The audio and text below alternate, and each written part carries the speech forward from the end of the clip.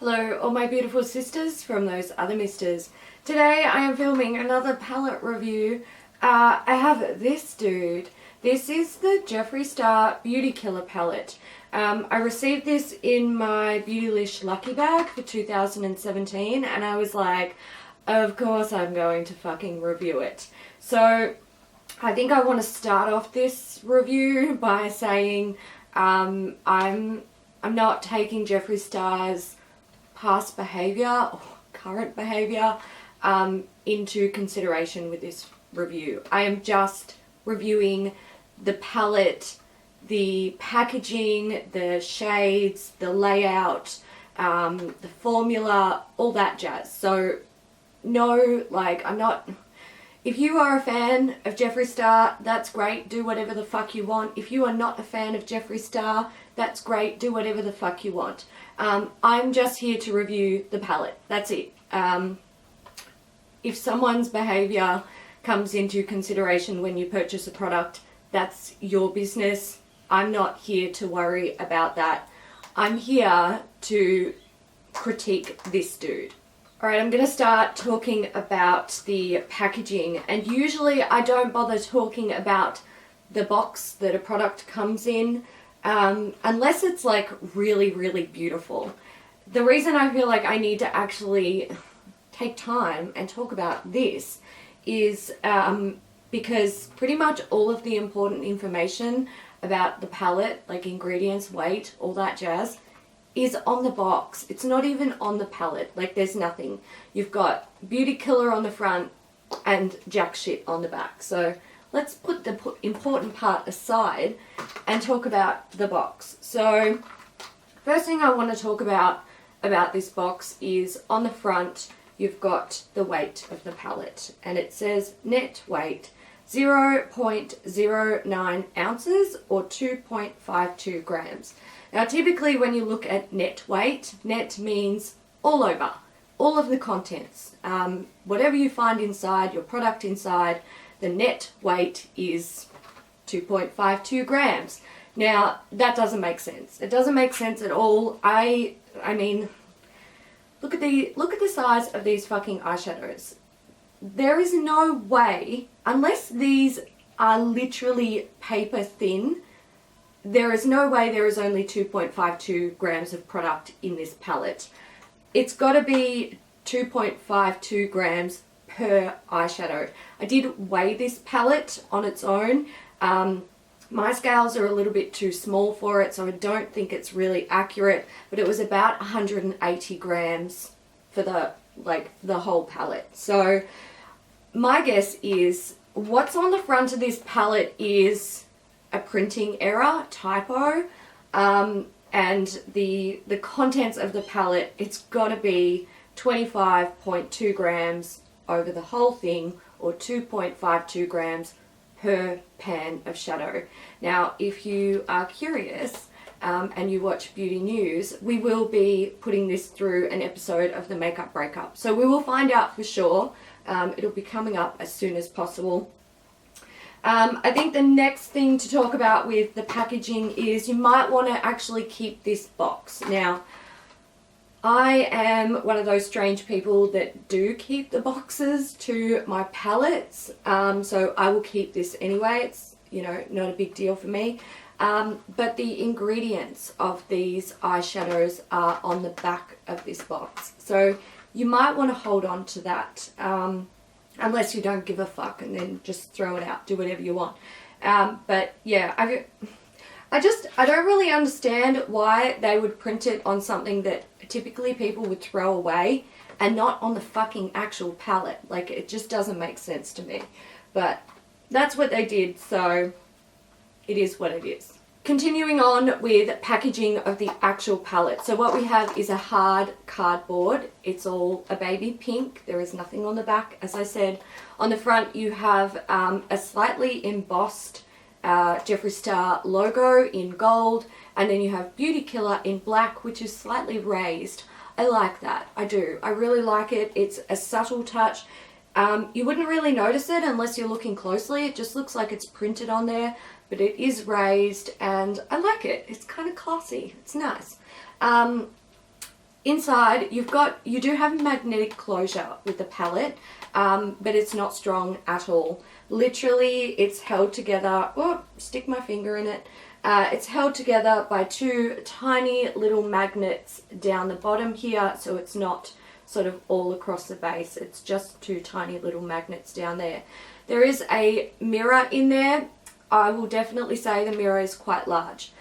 You can easily do your eye makeup with it. I wouldn't do a full face because you don't get your full face in the frame of the mirror. And for me, when I'm doing my makeup, I like to be able to see my full face, so I can see if the color balance is right, my shading and highlighting is correct. However, if you are just doing your eyes, it's a good mirror for that. You can see well above it, so you can see like your brows and part of your forehead. You can also see well below your eyes, so you can see like, you can make sure all of the balance with your eye work is nice. And since it's an eyeshadow palette, you know, I can't poo-poo that. It works. The palette is quite light as well. It's not, you know, because it's made of cardboard, it's not exceptionally heavy.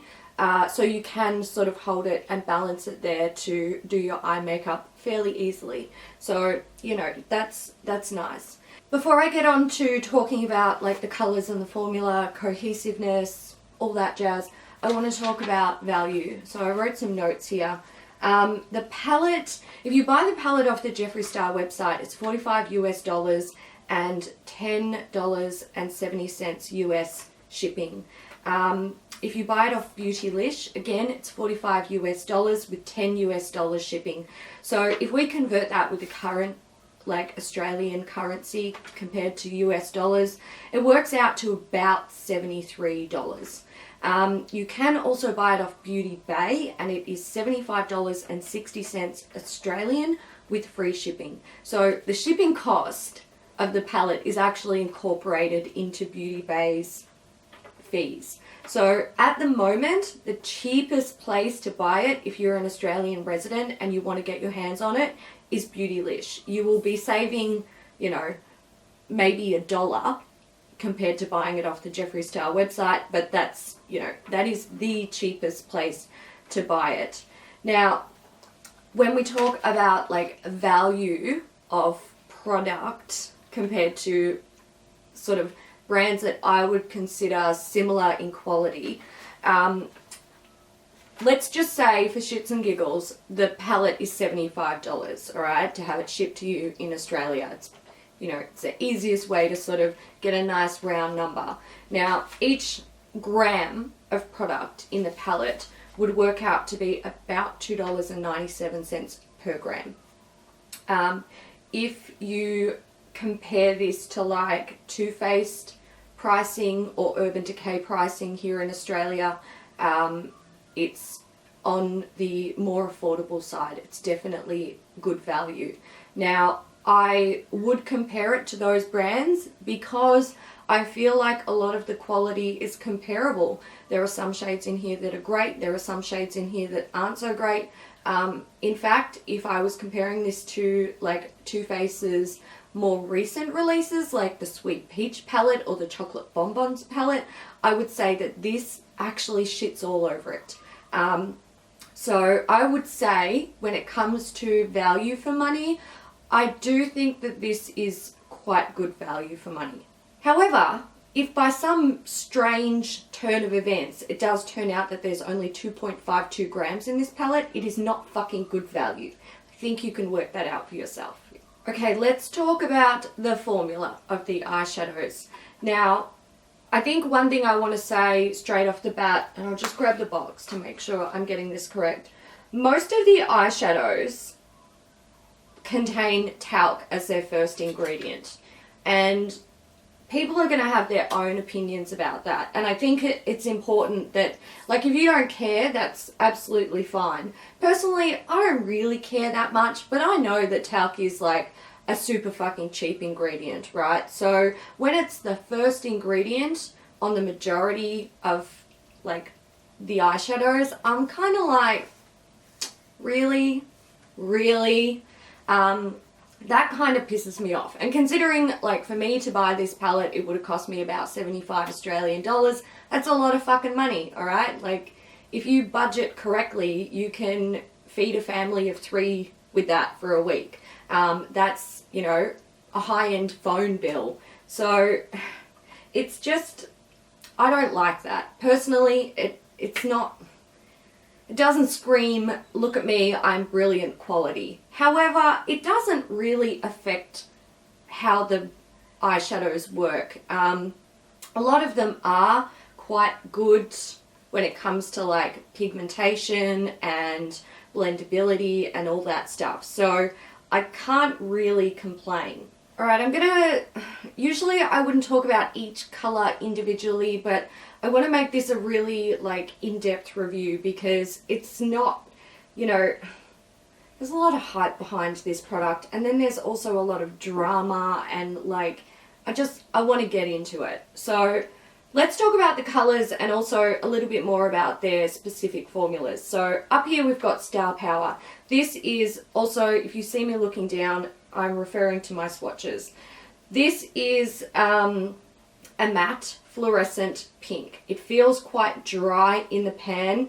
The pigmentation isn't too bad. It's a little bit kind of patchy, but it's a fluorescent shade, so it's going to have like a white base. It's kind of, it is what it is. It happens quite often. So I will say I haven't used this on my eyes because I noticed when I've swatched this palette, it stains my fingers, and actually that kind of happens with another shade as well. So not only does it stain my fingers, but it's also like, it's not really a shade that I feel like I can wear in a sort of natural makeup look. You guys will know that I love to wear color. Like, I'm not scared of color. It's kind of my like everyday sort of stuff, you know.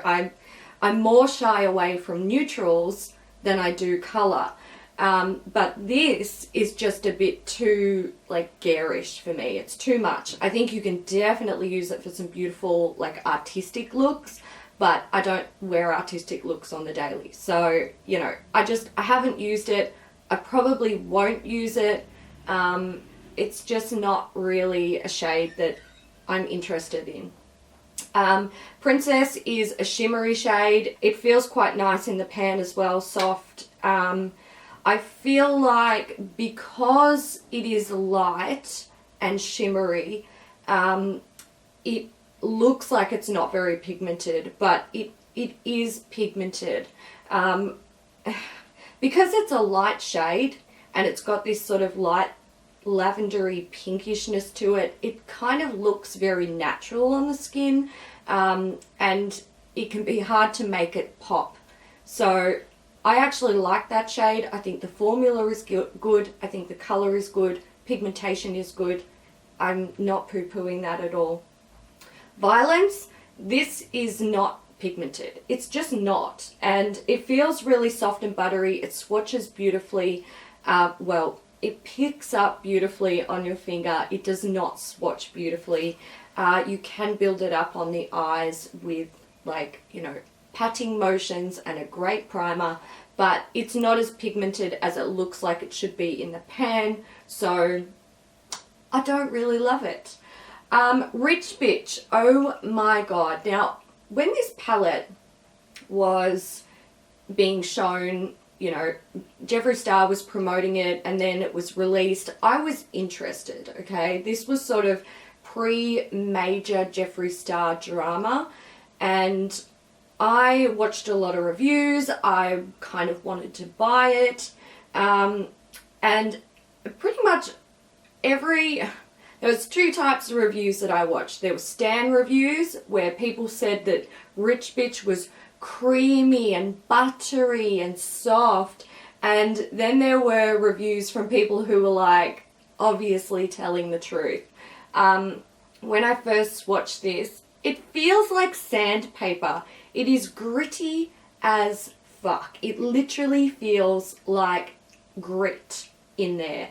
Now, this looks great when you pick it up. It's a beautiful gold metallic shade. when you swatch it with your finger, it starts to look patchy and flaky. If you try and pick it up with a brush, let me just grab a brush. It's a little bit dirty, but that's fine.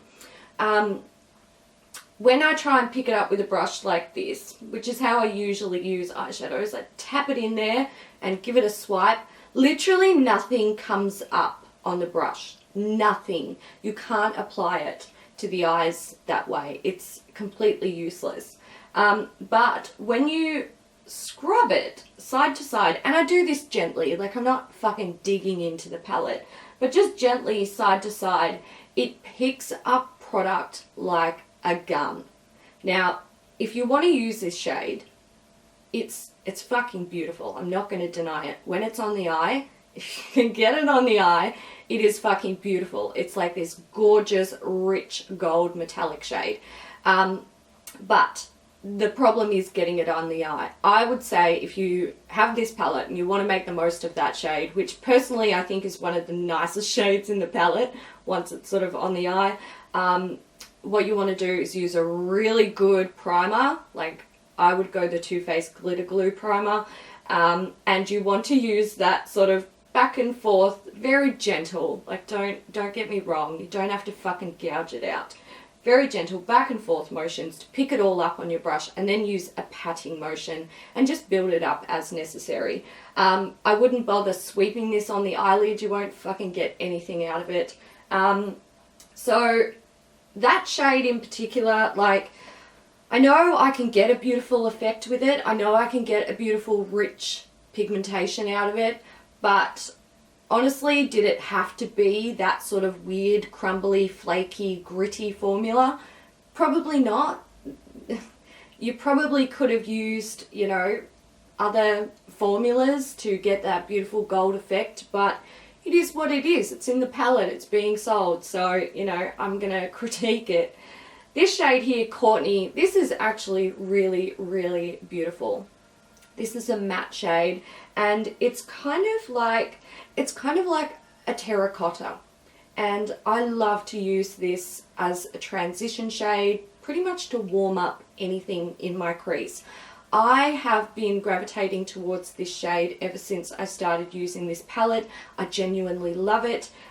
When you pick it up, it's a little bit powdery. It is, like, if you stick a brush in there, let me grab another brush. If you stick a brush in, it kicks up powder, like it's a thing. But so does the Anastasia Beverly Hills Modern Renaissance palette, and I find it's quite easy to blend.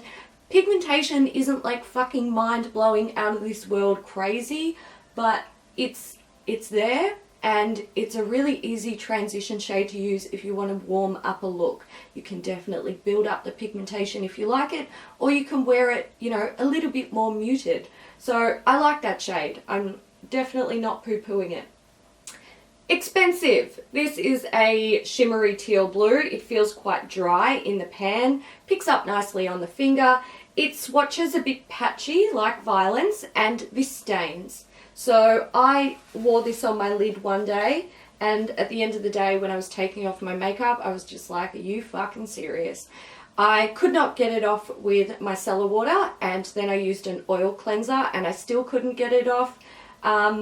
When I went in with a toner after washing my face with like a foaming cleanser, I still had remnants of blue on there, and I just gave up at that point because I'd already spent about 15 minutes rubbing at my fucking eyelid. So, you know, I'm not down for that. I don't like eyeshadows that stain. Who does? Why would you want that? You take off your makeup at the end of the day and you've got this weird patchy like teal blue stain on your eyelid. No thanks. So I don't feel like I will get a lot of use out of that anymore. I will say the color is really beautiful. Like, it's a fucking gorgeous teal, like dark teal blue. And although it's not as pigmented as I would like, when I put it on my eyelid with a good primer, I can definitely build up the color. It looks rich and gorgeous. So it's a color that I would use, and it inspires me, but it fucking stains. I don't want my eyeshadows to stain, for Christ's sake. Confession. Confession is actually, when I open this palette, that was the one. That was the one that just made me go, oh dear God, that is fucking beautiful. I love red eyeshadow. I fucking love it. Really nice soft formula. It's like smooth, it's gorgeous. Very well pigmented, but when it goes on the eye, it looks more pink. It reflects a lot of pink and purple tones, and you don't get that beautiful, rich, sort of light burgundy shade. So that's a shame, but I do still like it, alright? The colour is not quite what I wanted it to be looking in the palette, but it's still a nice shade. Vanity. Now this one, when I swatch this, it feels a little bit dry. When I tap a brush into it, it does sort of do that thing where it kicks up a bit of powder. But this shade is stunning. I love it. I love it. I love it. I love it. So it's a dark plum, and I literally, not even joking guys, since I opened this palette, it is the only shade that I use in my crease. I use Courtney to like warm things up as a transition, but my like crease deepening shade is always Vanity. It doesn't matter what eyeshadow palette I'm picking up. This is what I want to use every day. I love it. It's beautiful. It can go on a little bit patchy, especially if you're like trying to blend it into a shimmery shade. It's not, and I will say this actually about all of the eyeshadows, I feel like they don't always blend really nicely with other shades. Sometimes it looks like you, like instead of them blending together to make like a transition between the different shades, it looks like one will take over the other, or it becomes a bit patchy or something like that. So that, you know, that is a downside with this palette, but I mean, I just work with it. It is what it is. Sometimes you just have to accept the nature of an eyeshadow, and if you want to get the most out of it, you've got to learn how to work with it. But with Vanity, I do find, you know, especially because I usually put it on the outer corner and then in my crease, I find that sometimes my outer corner is a little bit patchy and I need to sort of build that up. But the colour is beautiful. I do find the pigmentation is actually quite good, so I don't really understand why it ends up with these strange patchy spots on my face, but it is what it is. Yeah, it's got its pros and its cons, but the colour is, it speaks my name, so, you know. China White. Now, this is a matte sort of off-white colour. It's like a really pale cream. I haven't used it a whole lot. I typically put it on like my brow bone, and I don't really, I don't know. I feel like it is pigmented because when I put it on, and I'm starting to tan, when I put it on, I use the tiniest little bit because I already have prominent brow bones. So I don't need to like pack the shit on to like have them sticking this far out of my face. But really, it doesn't really excite me, I suppose. The formula is good, like it's smooth, it's soft, it's, you know, the pigmentation is there. Could definitely be more pigmented, but again, it's a light shade, so by nature, they're generally not as pigmented as other shades. Finally, Black Rainbow. This is a matte black, and it does feel dry in the pan. Not too dry, just, you know, drier than China White or Courtney. These two are nice mattes, but Vanity, Star Power, and Black Rainbow, they're a bit drier. So, matte black with rainbow glitter, as you would imagine. There's gold, purple, blue, pink, green, like there's a beautiful array of sparkles in there. Mine has literally transferred. Can we see that? Can we see how this is like transferring all over my arm? So how have I used this? Well, you know, I haven't used it a whole lot because it's a bit of a fucking bastard. I've used this in my crease as I would Vanity, so outer corner and in the crease, smoke it out, beautiful. I find that the pigmentation is actually like, it's nice. It's similar to Vanity in the fact that you can get some patchy spots and stuff like that, so you will have to sort of build it up, but it's not so black and pigmented that it's almost frightening to work with, and it's not so unpigmented that you literally can't work with it. It's kind of that in-between spot where you need to baby it a little bit. Now, when you're using it as a blending shade, you can't really see much of the glitter. That if you get up really close, you will be able to see some, but not a lot, because most of it falls on your face. Glitter by nature does not really want to stick to not sticky skin. So I do find using it as a blending color, like a matte shade, yeah, the glitter fallout's a thing. I've also used it as like a traditional smoky eye, so patting the black over the whole eyelid and then like gradiating the color out on the brow bone and in the crease, so it's like a smoky eye, traditional smoky eye. And then you do see the glitter on the eyelid. It's, you know, it's very pretty. You do have to be up close.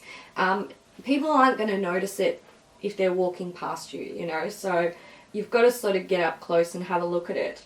But again, even with that patting motion, you do get glitter fallout. So if you're not a fan of glitter fallout, that might piss you off.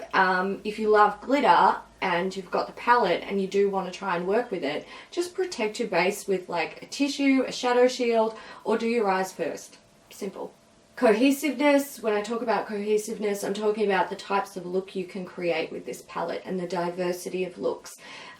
It's going to be an extremely personal thing with this palette in particular, because if you like neutral shades and you don't like colors, you are not going to get a lot of cohesive looks out of this. If you like brights and you like color and you like fucking artistic work, then you are going to get a lot out of this palette. For me personally, I have found there's literally 5 shades in this palette that I constantly gravitate to, and that is Princess, Confession, Vanity, China White, and Courtney. Everything else I just don't really want to fucking use. Up here with Star Power, I don't trust it. Every time I swatch it, I'm like, do I want to use this?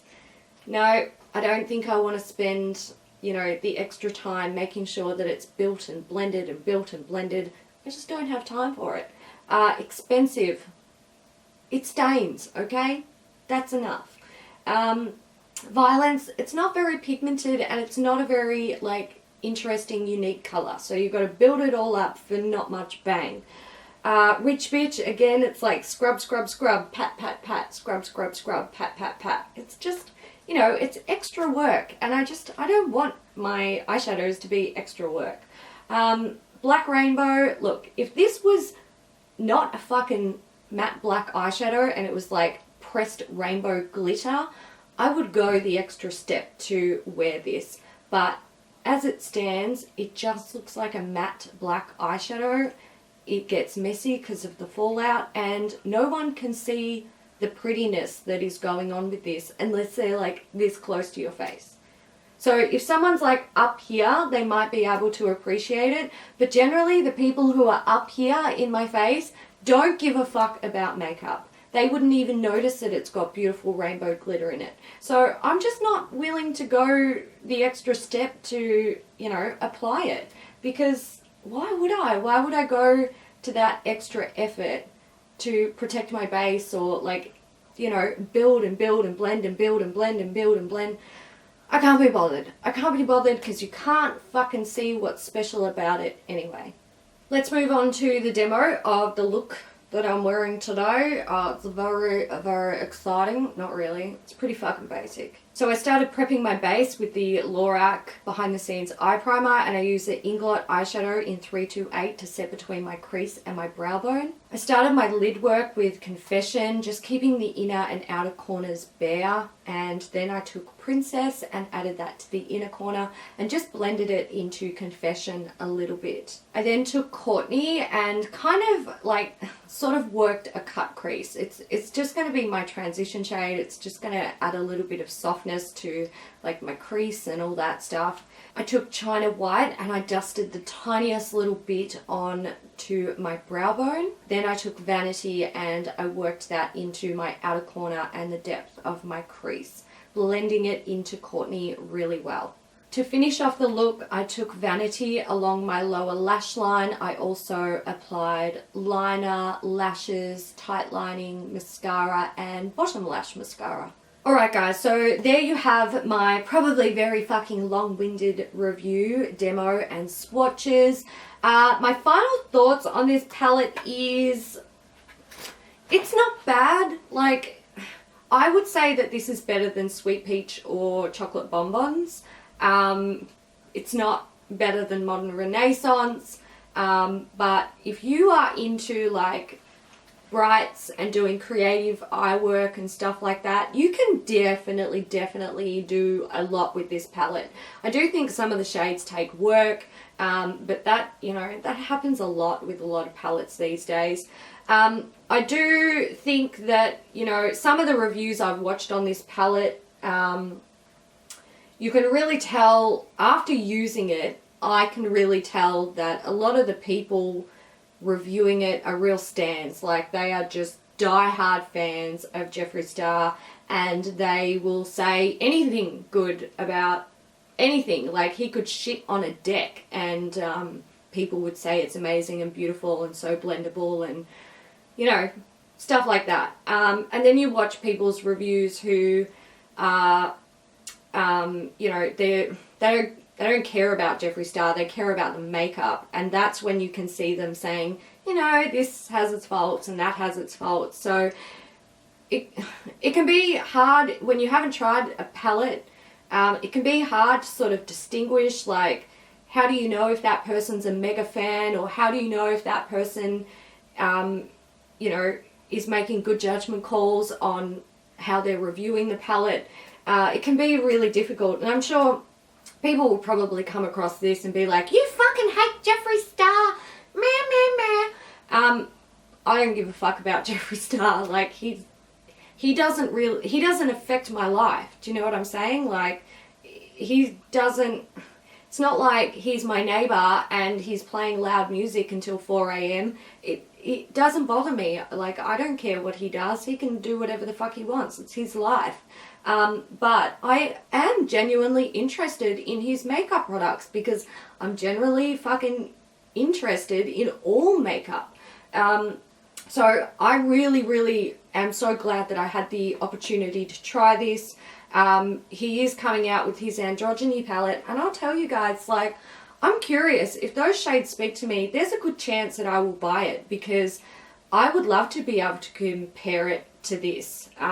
So, you know, while this didn't hit the mark everywhere for me, but it didn't fail everywhere for me, I'd be interested to see if his palettes get better, stay the same, get worse, you know what I'm saying? So yeah, I hope you guys enjoyed this video. If you did, definitely give it a thumbs up. Also, let me know your thoughts down in the comments. Have you tried it? Would you ever try it? Are you curious? What did you think of my thoughts? Like, tell me what you're feeling after watching this video. I'm definitely interested to know. I'm going to wrap it up there, guys, because I reckon I've got about an hour of footage to fucking edit with this, so that's going to be fun. Until next time, guys, thank you so much for watching. I'll see you in the next one.